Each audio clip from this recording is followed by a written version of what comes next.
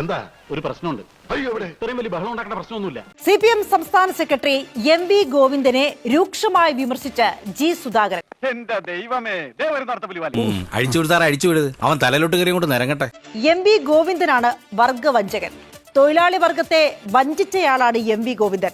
ചേട്ടാ, സത്യമായിട്ടും എന്റെ അമ്മയാണ് സത്യം. അവൻ പറയുന്നല്ലോ ഞാൻ പോക്കറ്റടിക്കാരനോ കള്ളനോ ഒന്നുമല്ല. പാർട്ടി ഭരണഘടനയ്ക്കെതിരെ പ്രവർത്തിച്ച ഗോവിന്ദൻ നാണമുണ്ടെങ്കിൽ പാർട്ടി സെക്രട്ടറി സ്ഥാനം രാജിവെച്ചൊഴിയണം. ചുമ്മാ പേടിപ്പിക്കാതാശാനെ. തൊലിക്ക് നല്ല കട്ടിയാണല്ലേ. പാർട്ടി അംഗത്വം പുതുക്കിയില്ലെങ്കിൽ എങ്ങനെ വർഗവഞ്ചനാകുമെന്ന് ചോദിച്ച സുധാകരൻ താൻ പാർട്ടിയിൽ നിന്ന് സ്വയം മാറിയതാണെന്നും ആലപ്പുഴയിൽ പ്രതികരിച്ചു. അച്ഛന്റെ തനി സ്വഭാവം നിങ്ങൾക്കാർക്കും അറിഞ്ഞൂടാ. വാശിയുള്ള തന്തയ്ക്ക് എനിച്ചവരാണ് ഞാൻ. സ്വന്തം വർഗത്തെ പരാജയപ്പെടുത്തുന്ന ആളാണ് വർഗത്തെ വഞ്ചിക്കുന്നതെങ്കിൽ ഗോവിന്ദനാണ് വർഗവഞ്ചകൻ. ഇവന്റെ ബലഹീനത മനസ്സിലാക്കില്ലല്ലോ.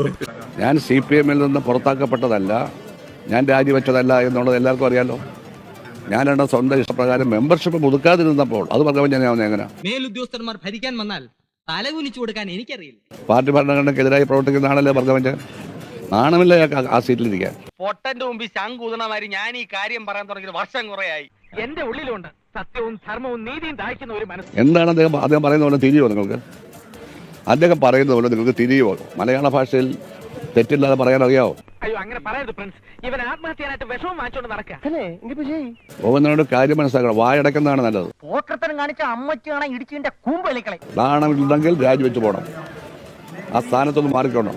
പോരെ, ഇനി ഒരു താക്കിയതും കൂടി താങ്ങാനുള്ള കഴിവില്ലാത്തോണ്ട് പറയാണ്. എന്റെ പൊന്ന് രാമേന്ദ്രൻ, നീ ഒന്ന് ഇവിടുന്ന് പോയി തരൂ.